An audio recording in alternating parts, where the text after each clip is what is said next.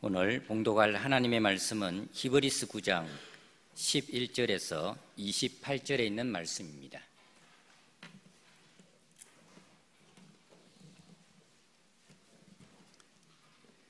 하나님의 말씀입니다. 그리스도께서는 장래 좋은 일에 대제사장으로 오사 손으로 짓지 아니한 것 곧 이 창조에 속하지 아니한 더 크고 온전한 장막으로 말미암아 염소와 송아지의 피로 하지 아니하고 오직 자기의 피로 영원한 속죄를 이루사 단번에 성소에 들어가셨느니라.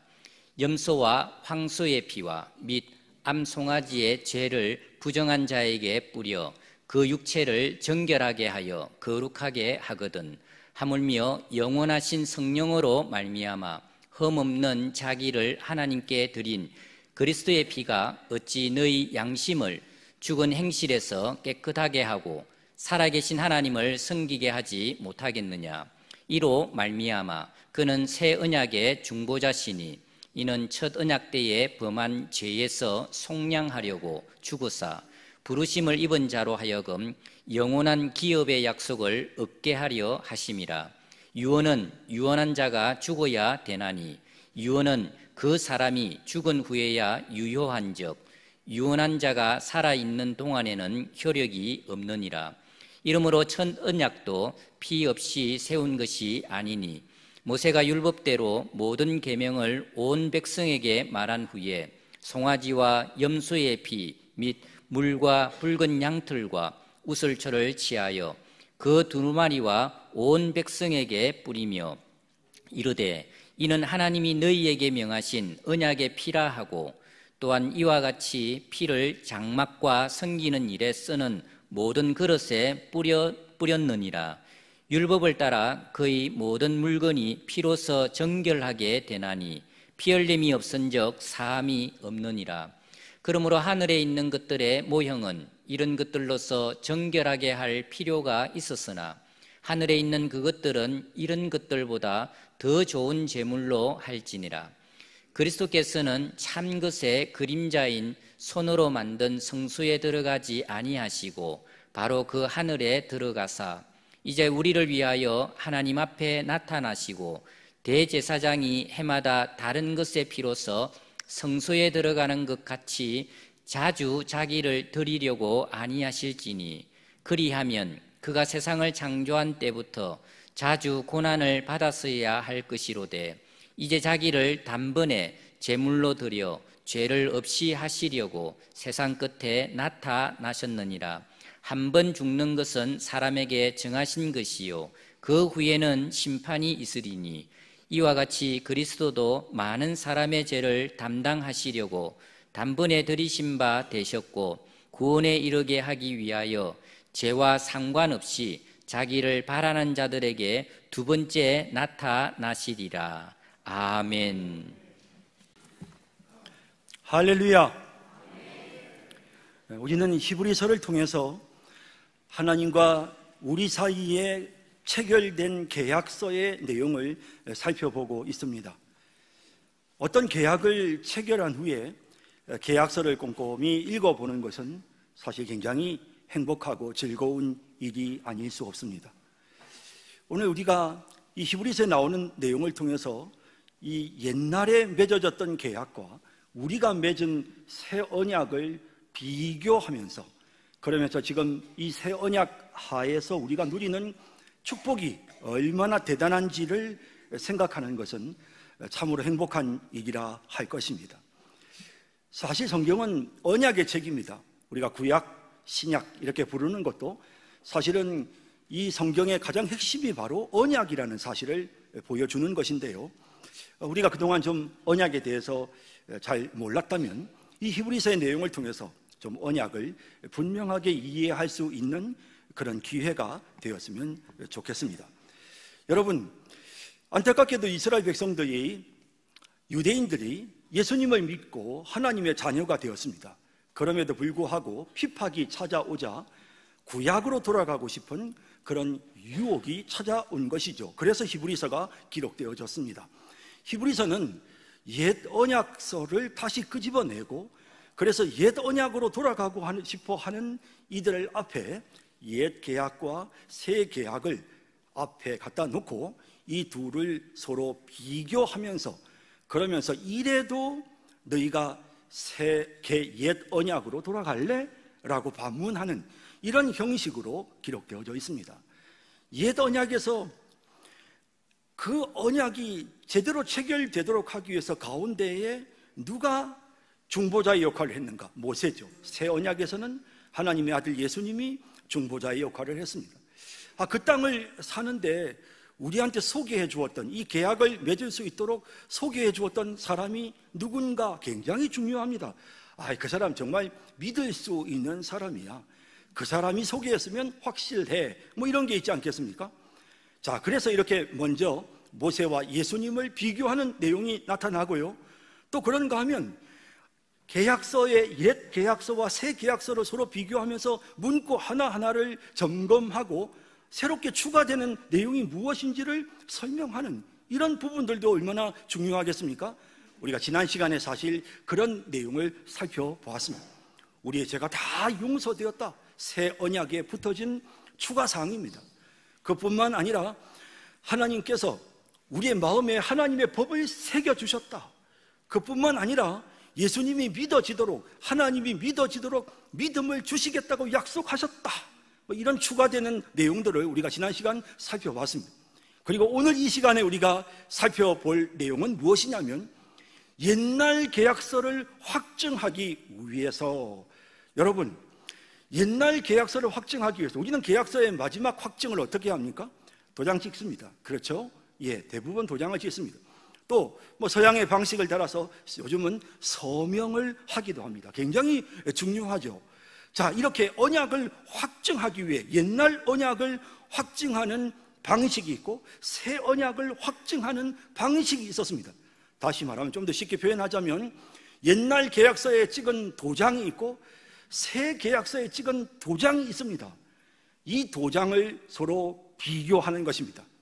그러면서 오늘 우리가 읽은 이 본문은 마치 새 언약, 새 계약서에 찍은 도장을 증명하기 위한 인감증명서처럼 이 새 언약을 확증하기 위해 예수님께서 흘리신 피가 얼마나 더 효력이 있는지, 이 피가 얼마나 능력이 있는 보혈인지를 설명하는 그런 내용을 본문에 담고 있는 것입니다.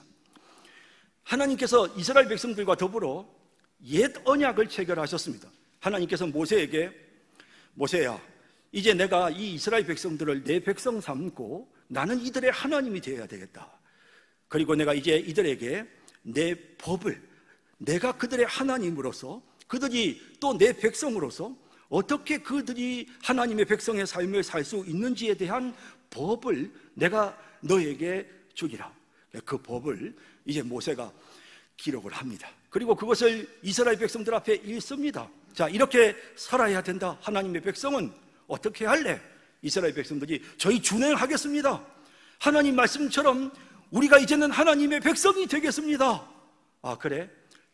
자, 이제 이스라엘 백성들이 하나님과 언약을 맺겠다고 분명하게 이제 약속을 했습니다. 그래서 이제 하나님과 이스라엘 백성들 사이에 언약 체결식이 거행이 되어지는데요, 오늘 본문에 그 내용이 19절에서 21절까지 나와 있고, 또 출애굽기 24장에 보면 그 언약 체결식 내용이 3절에서 8절까지의 내용에 자세하게 설명되고 있습니다. 자, 내용은 생략하고요, 쉽게 말씀드리자면 그 언약의 내용을 읽은 다음에, 그 다음에 이제 이 언약을 확증하기 위해서 피를 뿌립니다.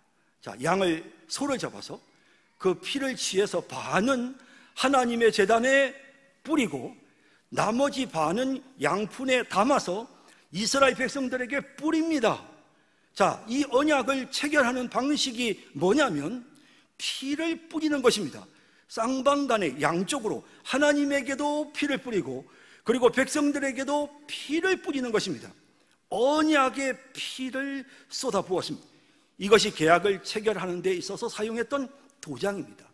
그러면 이 피가 무슨 능력이 있기 때문에 이렇게 했을까요? 아니요. 피 자체가 무슨 능력이 있는 것은 아니고 피가 상징하는 것은 생명입니다. 자, 다시 말하자면 피를 뿌린다는 것은 죽음을 의미하는 것입니다. 이제 이 언약을 파기하면 죽겠습니다. 이제 죽음으로써 우리가 이제 맹세합니다. 어떤 경우에도 우리는 정말 죽는 한이 있어도 이 언약을 파기하지 않겠습니다 라는 뜻으로 이제 쌍방간에 피를 뿌리는 이와 같은 이제 언약을 체결하게 되었던 것입니다. 그뿐 아니라 하나님은 이스라엘 백성들이 자꾸만 또 범죄를 저지르고 또 범죄를 저지를 때마다 다시금 그 언약을 체결할 수 있도록 죄를 지을 때마다 또 피를 쏟아붓게 했습니다. 백성들에게도 피를 쏟아붓고 하나님의 언약궤에도 피를 쏟아부어서 다시금 언약을 갱신하는 이와 같은 것이 바로 구약입니다. 옛 언약입니다. 자, 그런데 이 구약은 무언가 약점이 있습니다. 오늘 본문 21절, 22절에 자, 이렇게 옛 언약에 대해서 말하는데요. 또한 이와 같이 피를 장막과 섬기는 일에 쓰는 모든 그릇에 뿌렸느니라.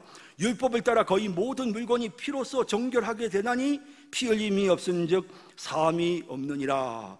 자, 여기에 보니까 대부분 이 피로써 씻어지는 것이 물건이라는 사실을 우리가 보게 됩니다. 물건들이 피를 통해서 정결하게 되어지고 사람의 육체가 정결하게 되어졌습니다. 또 9절에도 보시면요, 이 장막은 현재까지의 비유니 이에 따라 드리는 예물과 제사는 섬기는 자를 그 양심상 온전하게 할 수 없나니 라고 되어 있습니다. 양심적으로는 온전하게 만들지를 못했습니다. 이 일을 하면서도 항상 뭔가 양심의 거리낌이 있더라는 겁니다. 아직도 내가 죄가 있는데 이 양이 대신 죽고 염소가 대신 죽었지만 나한테 아직도 죄가 있는데 내 죄가 다 용서되었을까? 뭔가 양심의 거리낌이 항상 있는 것입니다. 또 이 옛 언약의 피는 13절에 보면 염소와 황소의 피와 및 암송아지의 죄를 부정한 자에게 뿌려 그 육체를 정결하게 하여 거룩하게 하거든 이라는 내용처럼 육체를 정결하게 하기는 했지만 정작 그들의 마음을, 그들의 영혼을, 그들의 양심을 깨끗하게 정결하게 하지는 못했던 것입니다. 결국 이스라엘 백성들은 끊임없이 죄가 생각났고 그러다 보니 결과적으로는 죄에 빠져서 하나님과의 언약을 기어이 깨트리고 말았습니다. 인간의 연약함 때문에 그 언약은 파기되어졌습니다. 이제 이 언약이 인간의 연약함에도 불구하고 전혀 파기되지 않도록 확실하게 하기 위해서는 이제 양이나 염소나 송아지의 피로 맺는 언약이 아니라 이제 더 확실하고 더 좋은 피가 필요했습니다. 더 좋은 제물이 필요했다는 것입니다. 자, 그래서 오늘 본문 23절에 이렇게 말씀하십니다.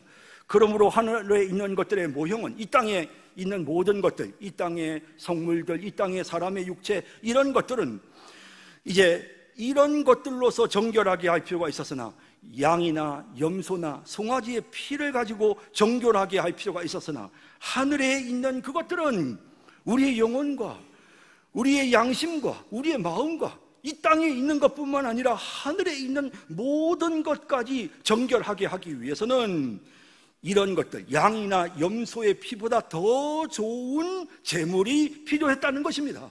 그래서 새 언약을 위해서는, 이제 언약을 체결하기 위해서는 짐승의 피를 뿌리는 것이 아니라 더 좋은 피를 뿌려야 했다는 것입니다. 그래서 오늘 본문 12절은 이렇게 말씀합니다.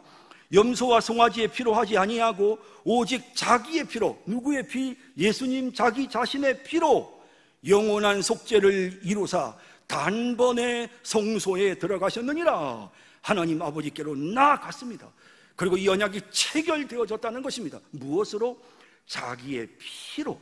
자, 그래서 이제 우리는 이 히브리서 9장에 나오는 내용을 통해서 옛 언약을 확증하기 위해서 사용되어졌던 피보다 훨씬 더 좋은 제물이신 바로 예수 그리스도의 피가 얼마나 좋은지를 보게 되는 것입니다. 자, 그래서 오늘 본문에는 옛 언약의 피보다 새 언약의 피가 더 좋은 이유가 무엇인지를 본문에 설명하고 있는데요. 자, 여러분들과 함께 살펴보겠습니다. 첫째는 새 언약의 피는 단번에 죄를 씻어냈습니다.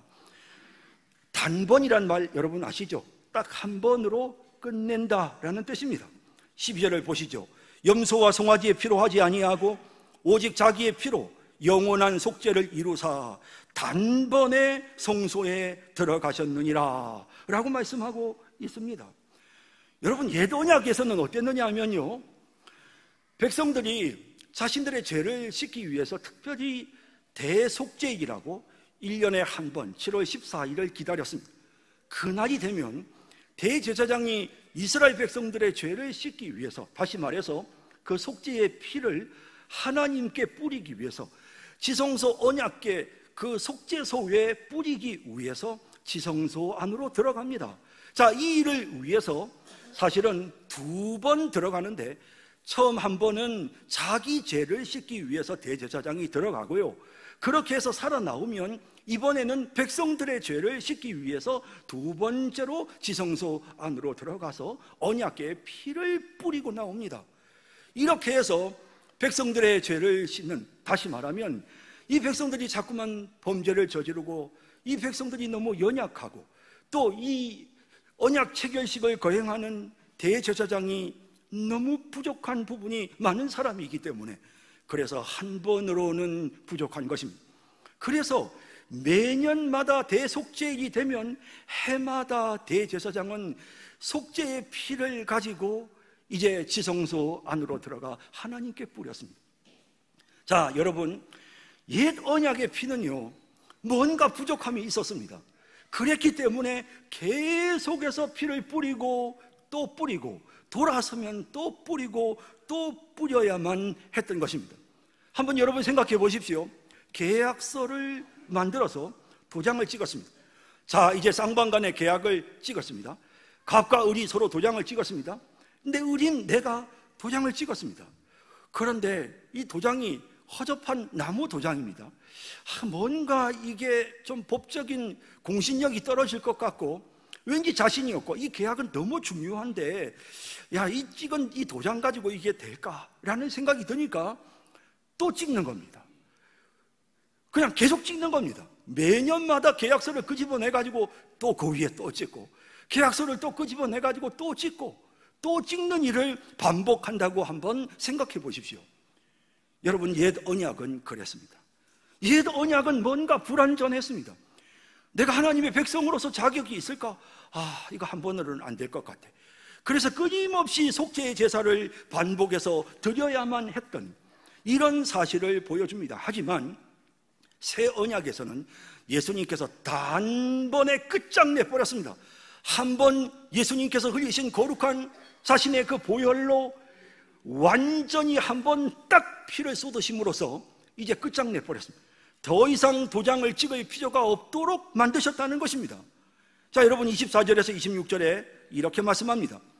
그리스도께서는 참 것의 그림자인 손으로 만든 성소에 들어가지 아니하시고 바로 그 하늘에 들어가사 이제 우리를 위하여 하나님 앞에 나타나시고 대제사장이 해마다 다른 것의 피로써 성소에 들어가는 것 같이 자주 자기를 드리려고 아니하실지니 그리하면 그가 세상을 창조한 때부터 자주 고난을 받았어야 할 것이로되 이제 자기를 단번에 제물로 드려 죄를 없이 하시려고 세상 끝에 나타나셨느니라 라고 말씀합니다.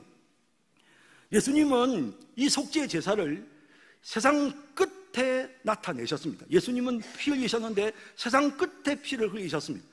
물론 이것이 예수님의 십자가의 죽음으로 마지막 종말이 시작되었다라는 뜻으로 해석할 수 있고요, 또 한 가지 중요한 것은 여기 세상 끝이라고 할 때 이 끝의 의미는 확정적인 사건이라는 뜻입니다.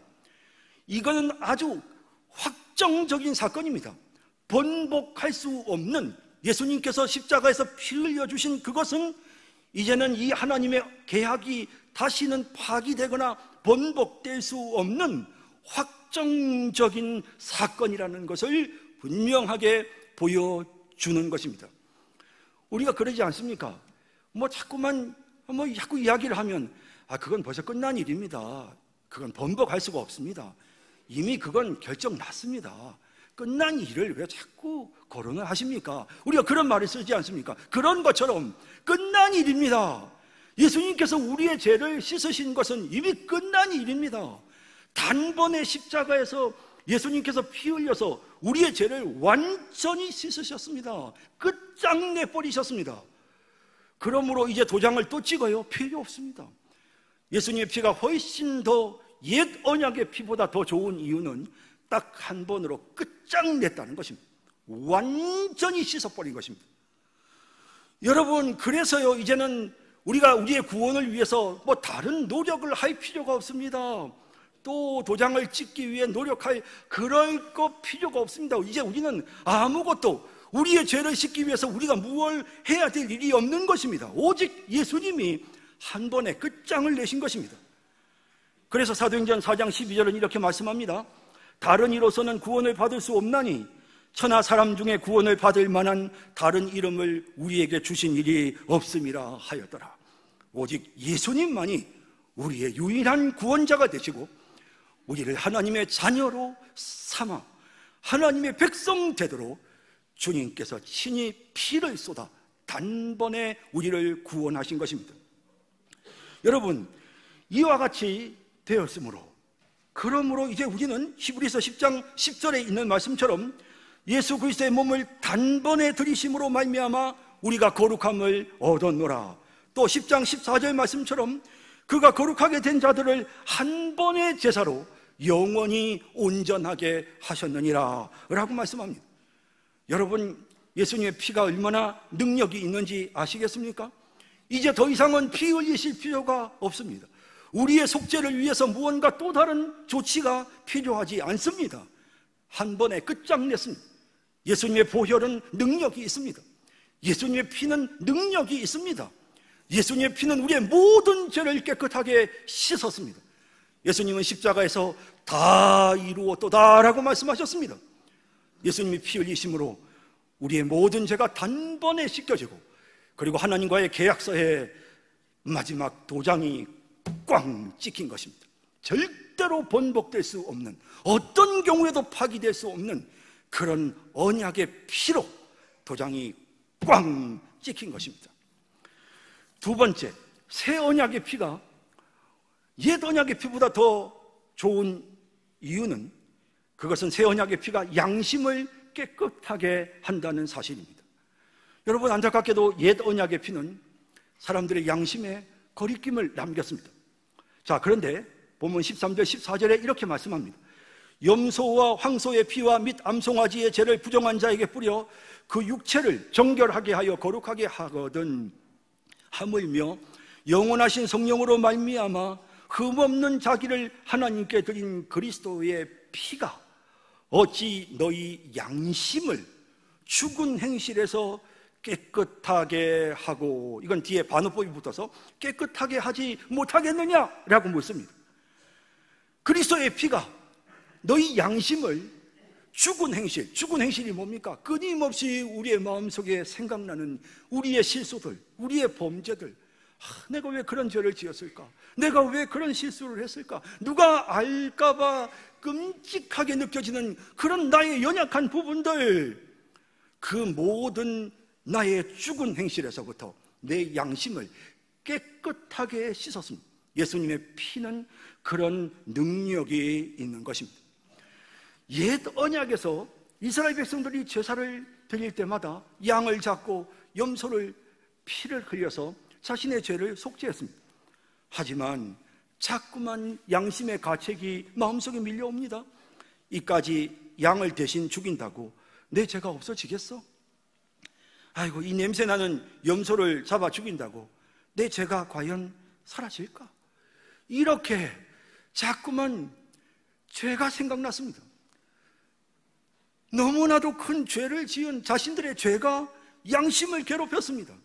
양과 염소만 가지고는 안 될 것 같은, 내가 계속 양을 드리고 내가 계속 염소를 드리고 하지만 하나님께서 정말 내 죄를 다 용서해 주실까? 하나님이 내 죄를 기억하시면 어쩌지? 이러한 양심상 고통이 우리의 마음속에 있었다는 것입니다. 하지만 새 언약에 사용되어진 예수님의 피는 어떻습니까? 14절은 이렇게 새 언약의 피를 묘사합니다. 영원하신 성령으로 말미암아 흠없는 자기를 하나님께 드린 그리스도의 피. 흠없는 자기를 하나님께 드린 누구의 피? 그리스도의 피, 메시아의 피, 하나님의 아들의 피, 하나님이시면서도 인간이신 그분의 피, 신성을 가지고 계신 그분의 피, 인성을 가지신 그분의 피, 그리고 단순히 그냥 양이나 염소를 죽이는 것과는 달리 성령께서 그 일에 함께 개입하시는, 그리하여 우리의 마음과 우리의 양심과 우리의 영혼까지도 깨끗하게 씻어내는 그런 흠없는 그리스도의 피로 그렇게 이 언약이 맺어졌다는 것입니다. 아이고, 내가 맨날 나 혼자만 도장 찍어 본들 무슨 소용이 있어? 응? 상대가 뭐 이걸 내 도장을 인정을 해줘야지 뭐. 맨날 뭐 내가 너 혼자만 도장 찍으면 뭐해? 저쪽에서 지금 이걸 인정을 해줘야지 뭐. 내가 속죄의 제사를 드렸지만 내가 정말 속죄됐는지 뭐 어떻게 알겠어? 이런 마음이 들면서 옛 언약은 끊임없이 사람들에게 양심상 고통을 주었습니다. 그런데 새 언약에서는 하나님 자신이 죽으십니다. 하나님 자신이 피 흘리십니다. 다시 말하면 자신의 죽음으로 도장을 꽝 찍으신 것입니다. 하나님이 직접 도장을 찍으셨단 말입니다. 하나님의 아들이신 예수님, 바로 하나님이신 그 성자께서 친히 죽어서 도장을 찍어버리셨습니다. 너희들이 범죄를 저지르는데 내가 죽으마. 하나님이 친히 죽으셨습니다. 예수님이. 물론 인성을 갖고 계시기 때문에 예수님은 우리를 대신해서 죽으셨지만 또한 이 언약을 확고히 하기 위해서 하나님이 죽어주셨습니다.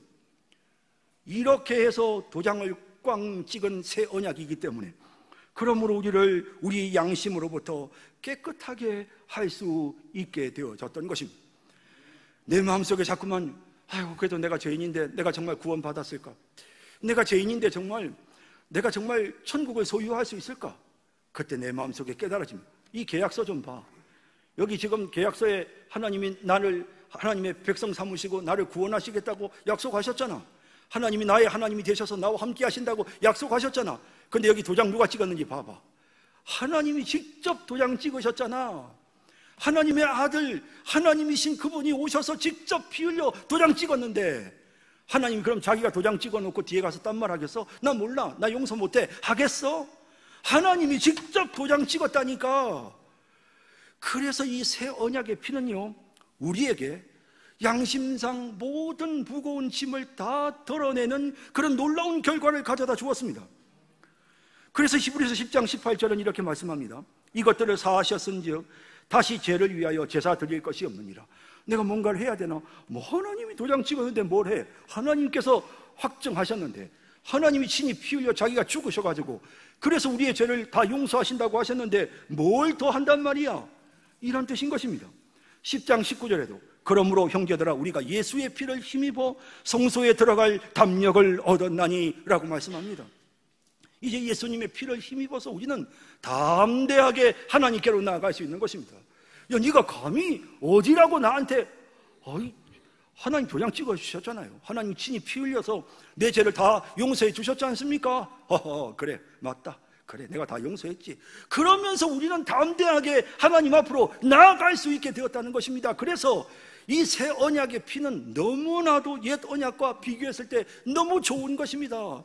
반복해서 끊임없이 매년마다 목도장을 찍어야 했던 그 어리석은 이스라엘 백성들과 달리 우리는 하나님께서 친히 우리에게 찍어주신 이 도장을 가지고 이 계약서를 하나님께 내밀 수 있는 이런 놀라운 축복을 누리게 되었으니 이제는 우리의 양심상 고통도 사라지게 되었습니다. 주님의 보혈을 찬양합니다. 예수님의 피의 능력에 감사드립니다. 세 번째로 새 언약의 피는 하나님을 섬기게 합니다. 자, 다시 14절을 볼까요? 하물며 영원하신 성령으로 말미암아 흠없는 자기를 하나님께 드린 그리스도의 피가 어찌 너희 양심을 죽은 행실에서 깨끗하게 하고 살아계신 하나님을 섬기게 하지 못하겠느냐라고 말씀합니다. 살아계신 하나님을 섬기게 하지 못하겠느냐. 여러분, 우리가 구원받아서 누리는 최고의 축복이 뭔 줄 아십니까? 그것은 바로 다름 아니라 하나님이 우리의 하나님 되어주셨다라는 사실입니다. 우리가 하나님을 섬길 수 있게 되었다는 사실입니다. 내가 배우자를 만났습니다. 배우자를 만나고 나니 배우자의 가족들, 배우자의 집안이 갖고 있는 엄청난 재력에 내가 도움을 받습니다. 여러분, 그것 때문에 내가 이 배우자를 만났습니까? 내 인생의 행복은 무엇입니까? 바로 그 배우자. 그 사람에게 무슨 재력이 있든지 없든지, 그 사람의 배경이 어떠하든지 상관없이 그 배우자가 이 사람에겐, 나에게는 가장 큰 즐거움이 되지 않겠습니까? 마찬가지로 여러분, 우리가 하나님의 자녀로서 누리는 복도 많지만, 그러나 그 복보다 가장 큰 복은 하나님이 나의 하나님 되신다는 이 사실이 얼마나 감사한지요. 나 같은 죄인이 하나님을 섬길 수 있게 되었습니다. 하나님이 나를 보호하십니다. 성소로 들어가면 등대가 있습니다. 그 등대에 있는 빛이 비치워지는 것처럼 그렇게 하나님은 우리를 진리의 빛으로 인도해 주십니다.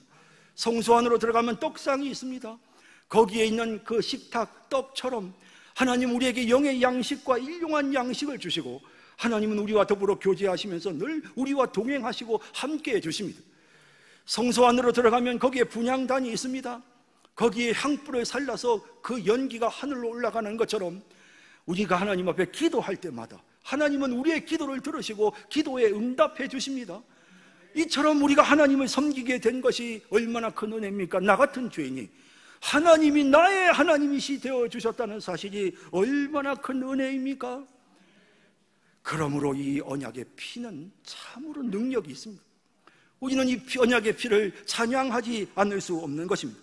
히브리서 4장 16절은 이렇게 말씀하십니다. 그러므로 우리는 긍휼하심을 받고 때를 따라 돕는 은혜를 얻기 위하여 은혜의 보좌 앞에 담대히 나아갈 것이니라. 할렐루야. 하나님께서 우리를 사랑하셔서 우리에게 은혜를 주십니다. 그 은혜를 받기 위해서 우리는 하나님의 은혜의 보좌 앞으로 담대히 나아갈 수 있게 된 것입니다. 이것이 새 언약의 피가 우리에게 가져다 준 놀라운 결과입니다. 마지막 네 번째는, 새 언약의 피는 우리에게 영원한 기업을 상속받게 합니다. 여러분, 옛 언약에서 하나님은 아브라함에게 그리고 또 모세에게 가나안 땅을 기업으로 주리라 약속하셨습니다. 그런데 그 가나안 땅은 그림자입니다. 그 가나안 땅은 모형이고 예표입니다. 무엇에 대한? 하나님의 나라, 천국에 대한 예표입니다. 영원한 기업을 보여주는 예표입니다.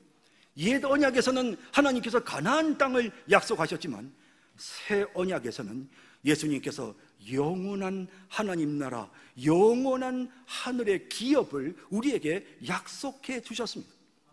여러분, 유언을 하고 죽으면 그 유언장이 효력을 발휘하잖아요. 그런 것처럼 예수님께서 우리에게 유언하셨습니다. 내가 영원한 기업을 너희에게 주리라. 천국을 내가 너희에게 주리라. 내가 너희에게 영생을 주리라. 이렇게 유언하셨고 예수님께서 죽으셨어요. 그 결과 유언이 효력을 발휘하게 되었다고 말씀하고 있는 것입니다. 자, 15절에서 17절 말씀 볼까요?